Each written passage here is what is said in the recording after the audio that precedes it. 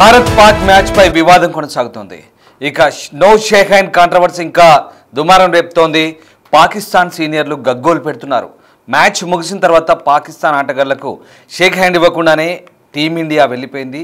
పహల్గామ్ ఉగ్రదాడికి నిరసనగా టీమిండియా ఈ నిర్ణయం తీసుకుంది. వెంటనే డ్రెస్సింగ్ రూమ్లోకి వెళ్ళి డోర్ వేసుకున్నారు మనలు. కాసేపు వేచి చూసి పాకిస్తాన్ ఆటగాళ్లు వెళ్ళిపోయారు.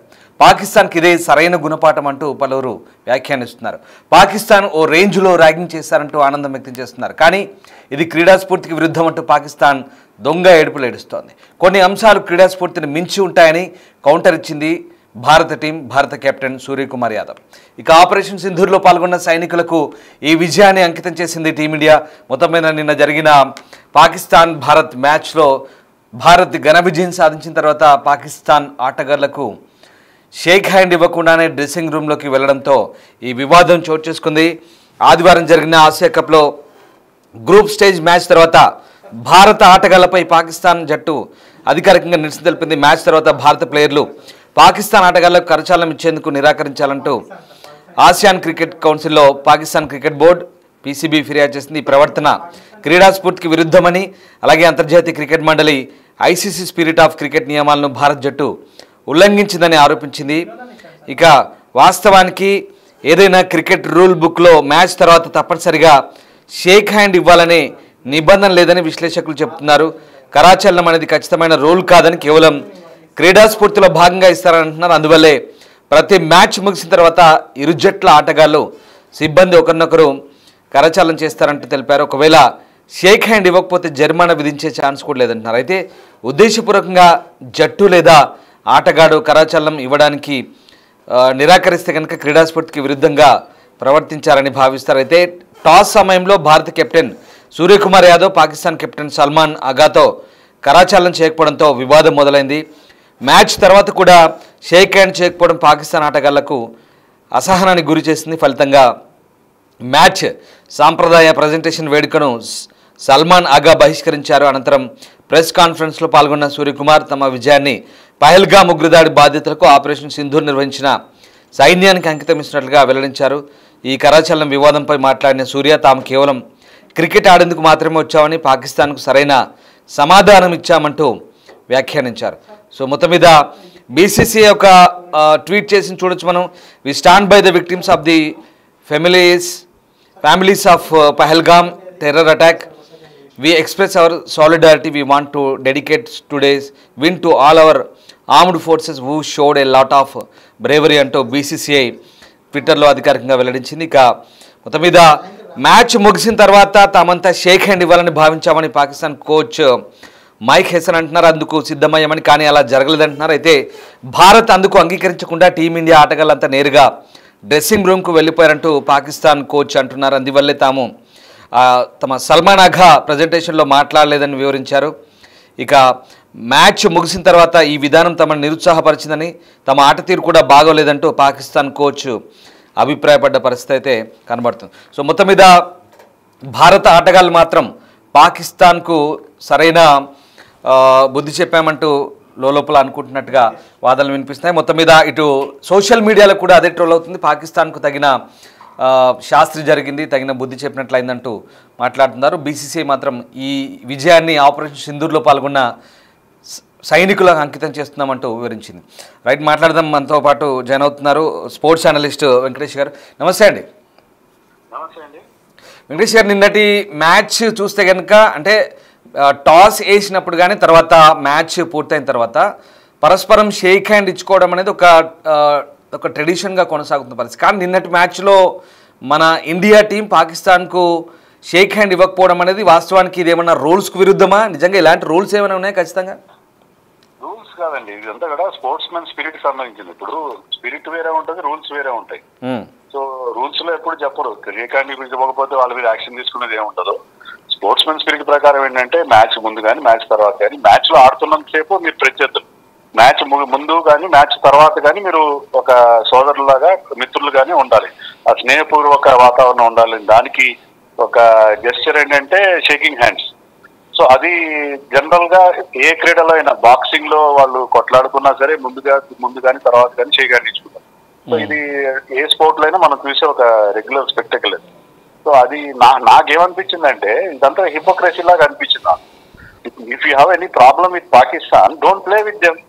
అంతేగాని షేక్ హ్యాండ్ ఇవ్వకపోయినంత మాత్రాన మీరు పాకిస్తాన్ నిజం తెలిసినట్టు అవుతుందా? పాకిస్తాన్ మీద మీకున్న వ్యతిరేకత తెలపడానికి షేక్ హ్యాండ్ ఇవ్వకపోయినంత మాత్రాన పెద్ద ఒరిగేది ఏముంది నాకు అర్థం కాదు. మీరు ఆ వాళ్ళతో కలిసి ఆడుతున్నారు.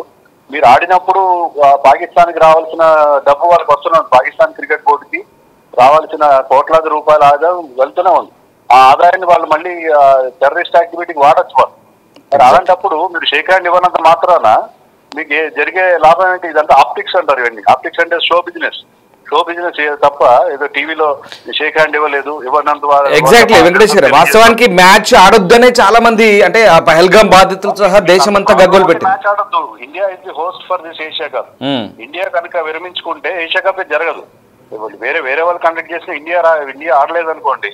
ఇండియా ఆడకపోతే అది ఎంత పెద్ద టోర్నమెంట్, ఐసీసీ టోర్నమెంట్ అయినా డేంజర్ లో పడుతుంది. ఎందుకంటే ఇండియా నుంచి మనీ జనరేట్ అవుతుంది. సో మీకు నిజంగా ప్రాబ్లం ఉంది పాకిస్తాన్ తో అంటే మీరు ఇలాంటి చిన్న పనులు చేయడం, మొత్తానికి ఆడడం మానేయండి.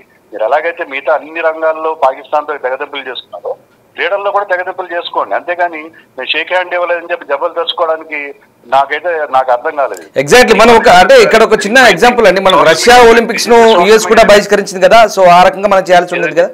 రష్యాలో ఒలింపిక్స్ ని యుఎస్ కూడా బహిష్కరించింది కదా, సో ఆ రకంగా మనం కూడా చేయాల్సింది కదా. చేయొచ్చు. If you want to do it in proper way, complete గా చేయండి. హిపోక్రసీ వద్దు. సగం చేసి ఏదో మేము షేక్ హ్యాండ్ ఇవ్వకుండా చేసాము, లేకపోతే అతనితో మాట్లాడలేదు, ఇది కాదు కదా మనం చేయాల్సింది. మీరు ఆడుతున్నారు, ఆడడం వల్ల వాళ్ళకి రావాల్సిన డబ్బు వాళ్ళకి వస్తూనే ఉంది. సో అది మీరు ఏమన్నా వాళ్ళు ఆర్థిక మూలాలు దెబ్బతీయడానికి ప్రయత్నం చేయండి. ఇక ఏషియా కప్ లో పార్టిసిపేట్ చేయడం వల్ల కొన్ని చాలా పెద్ద amount of money is going to PCB. ఆ పీసీబీకి వెళ్ళిన డబ్బు దాన్ని ఎలా వాడతారో మనకు తెలియదు. టెర్రరిస్ట్ స్పాన్సర్షిప్ వాడతారో మరో దానికి వాడతారో మనకు తెలియదు. సో మీరు నిజంగా రియల్ ప్రాబ్లమ్ విత్ పాకిస్తాన్ మీరు మొత్తానికే చేయండి. అంతేగాని మేము షేక్ హ్యాండ్ ఇవ్వలేదు, అయితే మాట్లాడలేదు, నవ్వలేదు అంటే అదంతా కూడా జస్ట్ ఒక ఏమంటారు విండో డ్రెస్సింగ్ లాంటిది. జస్ట్ కంటిన్యూ వ్యవహారం తప్ప మరొకటి కాదని నా అభిప్రాయం. My personal opinion. Exact. So ఇక్కడ ఆసియన్ క్రికెట్ కౌన్సిల్ అలాగే ఇంటర్నేషనల్ క్రికెట్ కౌన్సిల్లో స్పిరిట్ ఆఫ్ క్రికెట్ రూల్స్ కు విరుద్ధంగా ఇండియన్ టీం వివరించిందంటూ వీళ్ళు చిన్న కంప్లైంట్ కూడా చేసినట్టు. రూల్స్ ఉండవండి. స్పిరిట్ ఆఫ్ క్రికెట్ అనేది అది స్పిరిట్ కి సంబంధించింది అంతే. ఇప్పుడు మీరు మన్కడింగ్ రన్అట్ ఉంటుంది, అంటే బ్యాట్స్మెన్ కానీ క్రీజ్ వదిలి వెళ్ళిపోతే బౌలర్ రన్అట్ చేస్తాడు. రన్అట్ చేస్తే అది రూల్ ప్రకారం కరెక్టే, కానీ స్పిరిట్ ఆఫ్ క్రికెట్ ప్రకారం అది కరెక్ట్ కాదని చాలా మంది భావిస్తారు. సో స్పిరిట్ ఆఫ్ క్రికెట్ కి రూల్స్ ఏమి ఉండవు. దీని మీద అలాంటి చర్యలు తీసుకోవడం అలాంటిదే ఉండదు. జనరల్లీ చాలా సందర్భాల్లో జరుగుతాయి, ఫుట్బాల్ లో జరుగుతాయి, వేరే క్రీడల్లో కూడా. ఎప్పుడైతే రెండు టీమ్స్ మధ్య కొద్దిగా ఘర్షణ వాతావరణం ఉంటే షేక్ హ్యాండ్ ఇవ్వకుండా వెళ్ళిపోతారు. నేను మీరు చూసే ఉంటారు, ఈవెన్ పోస్ట్ మ్యాచ్ ప్రెజెంటేషన్ కి పాకిస్తాన్ బాయ్కాట్ చేసింది. పాకిస్తాన్ కెప్టెన్ వచ్చి మాట్లాడలేదు, కేవలం ఇండియన్ కెప్టెన్ మాత్రం మాట్లాడాడు. సో దీనివల్ల వాళ్ళ సైడ్ లో కూడా కొంత ఇబ్బంది ఉంది. కానీ దీనివల్ల ఏదో పెద్ద జరిగిపోయింది, మనం పహల్గాం దాడులకి ప్రతీకారం తీసుకున్నాం షేక్ హ్యాండ్ ఇవ్వకుండా అంటే అని ఒక రకమైన సోషల్ మీడియా ప్రచారానికి నాకైతే అర్థం కాదు. ఎగ్జాక్ట్లీ. ఒక రకంగా ఆడకుండా ఉండాల్సింది, ఒకవేళ ఆడి ఓడిపోతే ఇంకా పరుగు తీసుకున్నట్టు ఉండేది కదా బహుశా. కొంతవరకు మనం ఆడి వాళ్ళని చిత్తుగా ఓడించాం, అంతవరకు చాలా హ్యాపీగా ఫీల్ కావాలి. ఎందుకంటే మనం వాళ్ళని అంత చిత్తుగా ఓడించి కొంతవరకు మన కసి తీర్చుకున్నాం. For that I'm happy. అంతే తప్ప మనం మీకు నిజంగా పాకిస్తాన్ వ్యవహారాల విషయంలో కానీ, పాకిస్తాన్ టెర్రరిస్ట్ స్పాన్సర్షిప్ చేయడం విషయంలో కానీ మీకు అభ్యంతరాలు ఉంటే మొత్తానికి, అంతేగాని మీరు ఒకవైపు మ్యాచ్లు జరిపి మీ ఖజానాలు దింపుకుంటూ మరోవైపు మేము షేక్ హ్యాండ్ ఇవ్వలేదు, మేము వాళ్ళతో మాట్లాడలేదు, వాళ్ళ చూసి నవ్వలేదంటే దానివల్ల ఎవరికైతే ఉందో నాకైతే అర్థం కాదు. సో ఓవరాల్గా ఇదంతా ఒక కమర్షియల్ ఆస్పెక్ట్స్లో ఆ కోణంలో చూడాల్సి ఉంటుందా మనం ఇదంతా కూడా? ఖచ్చితంగా. ఇప్పుడు ఇండియా పాకిస్తాన్ ఒకే గ్రూప్ లో ఎందుకు పెట్టాలి? ఇప్పుడు నిర్వాహకులు ఇండియా ఇద్దరిని ఒక గ్రూప్ లో పెట్టాల్సిన అవసరం లేదా? మనం ఏ గ్రూప్ లో ఉంటే వాళ్ళు బి గ్రూప్ లో ఉంటే మనం ఆడితే సూపర్ 4 లో ఆడతాము, ఫైనల్కి వస్తే ఫైనల్ ఆడతాం.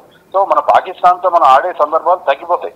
అలా చేయకుండా మీరు 3 సార్లు పాకిస్తాన్ తో ఆడే రకంగా టోర్నమెంట్ డిజైన్ చేసి మీ కాసులతో ఇండియా పాకిస్తాన్ మ్యాచ్ కానీ కాసుల వర్షం కురుస్తుంది కాబట్టి కమర్షియల్ ఇంట్రెస్ట్లు కాపాడుకుంటూ సెంటిమెంట్లను ఏమాత్రం అర్థం చేసుకోకుండా దేశంలో చాలా ఇంత బాయ్కాట్ కాల్స్ రావడం, అది కూడా రాజకీయ పక్షాల నుంచి కాకుండా ప్రజల నుంచి రావడం సోషల్ మీడియాలో ఎప్పుడు నేను చూడలేదు ఇంతవరకు. ఇంత నెగిటివ్ ఫీలింగ్ ఉన్నా సరే మీరు కేవలం ఖజానా నింపుకోవడం కోసం, బోర్డు ఖజానా నింపుకోవడం కోసం మీరు మార్చిలు జరుపుతూ మళ్ళీ మేము షేక్ హ్యాండ్ ఇవ్వలేదు, మేము అది చేయలేదంటే ఇదంతా కూడా చాలా హిపోక్రటిక్ బిహేవియర్ అని నేను అనుకుంటున్నాను. ఎగ్జాక్ట్లీ. అంటే ఇక్కడ ఖచ్చితమైన రూల్స్ ఏం లేవు, క్రీడా స్ఫూర్తి ఏం లేదు, కేవలం ఒక ప్రత్యర్థిగానే భావించాము. కాకపోతే ఉద్దేశపూర్వకంగా షేక్ హ్యాండ్ ఇవ్వలేదు అనేది ఒక పాయింట్ అవుట్ చేయడానికి, ఒక బ్లేమ్ చేయడానికి ఒక పాయింట్ దొరికింది ప్రత్యర్థికి, అంతే. అలాగే భావించాలా? వాళ్ళు పాయింట్ అవుట్ చేయడానికి ఏం లేదు, ఎందుకంటే వాళ్ళు దే ఆర్ ఎట్ ఫాల్ట్. వాళ్ళు షేక్ హ్యాండ్ ఇవ్వలేదంటే దాన్ని వాళ్ళు పెద్దగా ఎత్తి చూపించే అవకాశం, ఎందుకంటే వాళ్ళు చేసిన పని అలాంటిది కదా, వాళ్ళు దే షుడ్ ఫీల్ గిల్టీ అంతే తప్ప దాన్ని వాళ్ళు ఎత్తి చూపి. పాకిస్తాన్ ప్లేయర్స్, మాజీ ప్లేయర్స్ మాట్లాడతారు మ్యాచ్ కి ముందు వాళ్ళు చాలా ప్రగల్భాలు పలికారు, ఇండియాని చిత్తుగా ఓడిస్తామని చెప్పారు. ఇప్పుడు కూడా వాళ్ళకి ఏదో అవకాశం దొరికింది, వాళ్ళ టీవీలో వాళ్ళు మాట్లాడతారు, కానీ అది మనం పెద్దగా పట్టించుకోవాల్సిన అవసరం ఏం లేదు. రైట్. అంటే సరే, ఇప్పుడు ఓవరాల్గా మళ్ళీ భవిష్యత్తులో ఇండియా పాకిస్తాన్ ఈ క్రికెట్ సంబంధాలకు సంబంధించి ఇంకా ఎట్లాంటి ఇంపాక్ట్ ఉండే అవకాశం ఉందండి? ఒకవేళ దీని మీద ఐసీసీ ఏమైనా రియాక్ట్ అయ్యే ఛాన్స్ ఉండొచ్చా? ఏముండదండి, ఎందుకంటే ఇండియా పాకిస్తాన్ బయలేటరల్ గా ఆడట్లేదు. ఏమైనా ఆడితే మనం వాళ్ళతో మల్టీలేటరల్ టోర్నమెంట్స్ లాగా ఐసీసీ టోర్నమెంట్స్ కానీ ఏషియా టోర్నమెంట్స్ లో మాత్రమే ఆడుతున్నాం. అలాంటప్పుడు ఐసీసీకి దాంతో ఎలాంటి సంబంధం ఉండదు, వాటిలో ఆడుతున్నంత వరకు ఎలాంటి ఇబ్బంది ఉండదు. అంటే ఏదో ఫిర్యాదు లాంటివి చేస్తారు కదా, ఇండియా మీద చర్యలు తీసుకునే అవకాశం ఏమి ఉండదు. అది పెద్ద నేరం కాదు, ఇంకా స్పోర్ట్స్ మెన్ స్పిరిట్ కి విరుద్ధం అంతే. గతంలో కూడా ఇలాంటి సందర్భాలు ఎన్నో సార్లు జరిగాయి. అంటే ఏదో ఫిర్యాదు చేసామంటున్నారు, దానికి ఏమైనా స్పందిస్తారా అని? ఫిర్యాదు చేసినా కూడా ఫిర్యాదు ఏ రూల్, ఫిర్యాదు చేయడానికి ఏదో రూల్ ఉండాలండి. అలాంటి రూల్ అలాంటివి ఏం లేవు. అలాంటి ఐసీసీ నిబంధనలో కానీ ఎంసీసీ నిబంధనలో కానీ ప్లేయర్స్ మస్ట్ అండ్ షుడ్ గా షేక్ హ్యాండ్ ఇచ్చుకోవాలి, కౌగిలించుకోవాలి, అలాంటి రూల్స్ ఏమీ లేవు. కాబట్టి ఆ ఫిర్యాదు ఇచ్చినా దానికి ఎలాంటి వాల్యూ ఉండే అవకాశం లేదు. Right, exactly. Thank you very much Venkatesh garu, thanks for joining with us. So right, ఇది మొత్తం మీద భారత పాకిస్తాన్ మ్యాచ్ సందర్భంగా భారత ఆటగాళ్ళు విజయం సాధించిన తర్వాత డ్రెస్సింగ్ రూమ్లోకి వెళ్ళే సమయంలో పాకిస్తాన్ ఆటగాళ్లతో షేక్ హ్యాండ్ ఇవ్వలేదు, కరాచాలనం చేయలేదు, పూర్తిగా అది క్రీడా స్ఫూర్తికి విరుద్ధం అంటూ పాకిస్తాన్ క్రికెట్ బోర్డు ఆరోపించింది. అందుకు ఏషియన్ క్రికెట్ కౌన్సిల్కు ఫిర్యాదు చేసినట్టు చెప్తున్నారు. అలాగే సో మొత్తం మీద ఏదేమైనా అంటే ఖచ్చితమైన నిబంధన ఏం లేదు, రూల్ ఏం లేదు, అలాగని చెప్పేసి ఇది క్రీడా స్ఫూర్తికి విరుద్ధం కాదంటున్నారు. కేవలం అది వాళ్ళ విచక్షణ బట్టి ఆధారపడి ఉంటుంది. ఖచ్చితంగా షేక్ హ్యాండ్ ఇవ్వాలను లేదా హగ్గులు చేసుకోవాలను నిబంధనలు ఏం లేవంటూ స్పోర్ట్స్ అనలిస్ట్ కూడా అభిప్రాయపడుతున్నారు. అలాగే క్రీడా పండితులు కూడా అదే చెప్తున్నారు. వాస్తవానికి అంటే మన ప్రత్యర్థి, దాంతోపాటు మనకు ఆ దేశంతో కొన్ని దౌత్యపరమైనటువంటి మన వ్యతిరేకతలు ఉన్నాయి. అలాగే ఆ దేశానికి మనకు రీసెంట్గా యుద్ధం కూడా జరిగింది. కాబట్టి ఈ నేపథ్యంలో మనం ఖచ్చితంగా మన నిరసన తెలిపే క్రమంలోనే ఇలా చేశామంటూ మన దేశం పూర్తి స్థాయిలో దీన్ని మన ఆటగాళ్ళు సమర్థించుకోవడం. అంతేకాదు మన విజయాన్ని ఏకంగా ఇప్పుడు ఆపరేషన్ సింధూర్లో పనిచేస్తున్న సైనికులకు అంకితం ఇస్తున్నట్టుగా, అమరవీరులకు అంకితం ఇస్తున్నట్టుగా చెప్తున్న పరిస్థితి. సో మొత్తం మీద భారత్ అయితే ఏషియా కప్లో ఘన విజయం సాధించింది.